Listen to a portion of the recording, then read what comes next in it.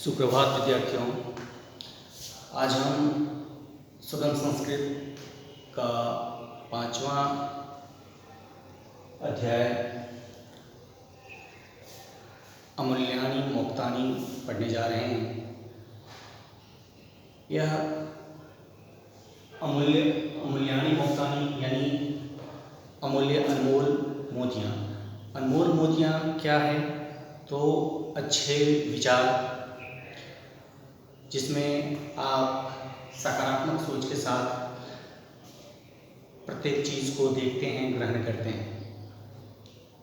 संस्कृत काव्यशास्त्र में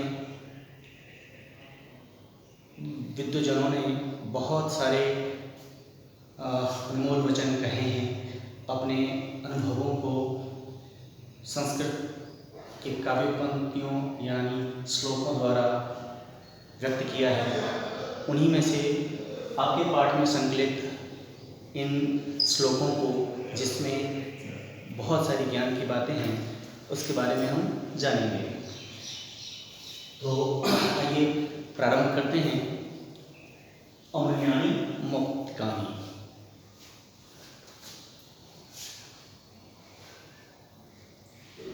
विद्या ददाति विनयं विनयाद्याति पात्रतां पात्रत्वात् धनमाप्नोति धनाद् धर्मं ततः सुखम्। प्यारे विद्यार्थियों, आप सब जानते हैं विद्या हमारे लिए यानी ज्ञान हमारे लिए कितना महत्वपूर्ण है। विद्या से क्या क्या चीज़ें हमें प्राप्त होती हैं, उसका यहाँ पर बहुत ही सुंदर तरीके से वर्णन किया गया है कि विद्या ददाति विनयम्। विद्या हमें क्या देती है? विनय देती है, विनम्रता देती है, दयालुता देती है। यानी विद्या जैसे ही हमारे अंदर प्रवेश करती है, हम विनम्र होने लगते हैं। हमारे अंदर दया की भावना, हमारे अंदर वो शिष्टाचार, ये सारी चीज़ें आने लगती हैं। और विनयाद्याति पात्रता, और उस विनय से, उस नम्रता से, उस विनम्रता से हमें क्या प्राप्त होता है? योग्यता, एबिलिटी। अब विनय सब एक दूसरे से जुड़े हुए हैं। जैसे नम्रता, विद्या से नम्रता आई, नम्रता से हमें योग्यता प्राप्त हुआ, और पात्रत्वात् धर्माप्नोति, और उस योग्यता से हमें धन की प्राप्ति। धनम आपनोति, आपनोति मतलब प्राप्त करना, धनम यानी धन। तो उस योग्यता से जब आपके अंदर काबिलियत आती है, योग्यता आती है, एबिलिटी आती है, तो उससे क्या होता है? आप धन कमाने के लायक होते हैं, धनोपार्जन करने के लायक होते हैं। और धनाद् धर्मं ततः सुखम्, और उस धन से जब आप धन प्राप्त कर लेते हैं, तो उससे क्या होता है? धर्म, और फिर धर्म से, उस धन से आप धर्म कमाते हैं, दान पुण्य करते हैं, और उस से क्या होता है? आपको सुख की प्राप्ति होती है। उम्मीद करता हूँ पहला श्लोक आप लोगों ने समझ लिया होगा। अब हम दूसरे श्लोक की ओर बढ़ते हैं। यथा चित्तं तथा वाचो, यथा वाचस्तथा क्रिया, चित्ते वाची क्रियायां च साधूनां मे गुरुभूता।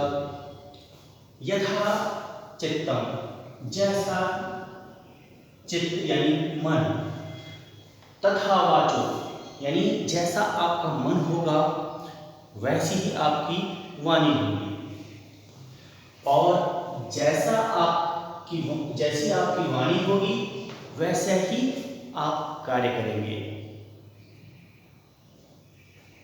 चित्ते वाची क्रियायां च साधूनां मे गुरुभूता।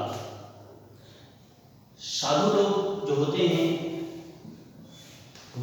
वे मन, वाणी और क्रिया या कार्य,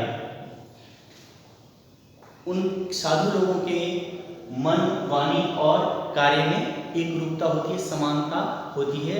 ऐसा नहीं है कि वो बोलेंगे कुछ करेंगे कुछ, जैसा बोलेंगे जैसा उनके मन का भाव होगा वैसे ही वो वाणी निकालेंगे और वैसे ही कार्य भी करेंगे।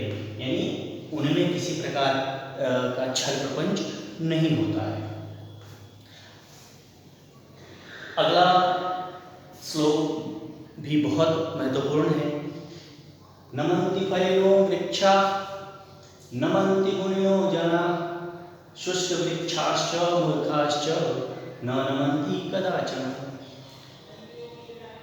अर्थात वे वृक्ष जिन पर फल लगे होते हैं वे नमते हैं, झुकते हैं।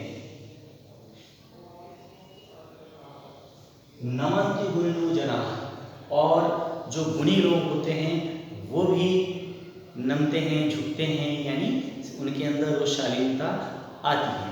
यहाँ झुकने का अर्थ ये नहीं होता है कि किसी के सामने अपने आप को गिराना, ऐसा नहीं। इसका मतलब है कि नम्रता आती है, आप में वो शिष्टाचार, वो चीज़ें आती हैं। जब आप गुणवान होते हैं तो आप में वो शालीनता आ जाती है। शुष्क वृक्षाश्च, सूखे वृक्ष, सूखे पेड़ और मूर्ख लोग, ये लोग कभी नहीं झुकते, उनमें वो शालीनता नहीं आती। इसी कारण से जो कहा जाता है कि जो डालियाँ झुक नहीं पाती, हवा के विपरीत खड़े रहते हैं, वही डालियाँ टूट जाती हैं। ठीक उसी तरह से जो मनुष्य विनम्र नहीं बनते, उनमें शालीनता नहीं आती, वे उपहास का पात्र बनते हैं। तो प्यारे बच्चों, आप सब भी अपने अंदर वो शालीनता, वो नम्रता लाएं।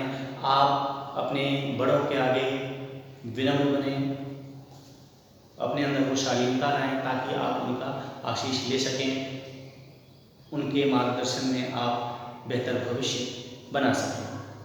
तो प्यारे बच्चों, इन 3 पदों का इस वीडियो में हम अध्ययन कर रहे हैं। शेष 3 श्लोकों का अध्ययन हम अगली कक्षा में करेंगे।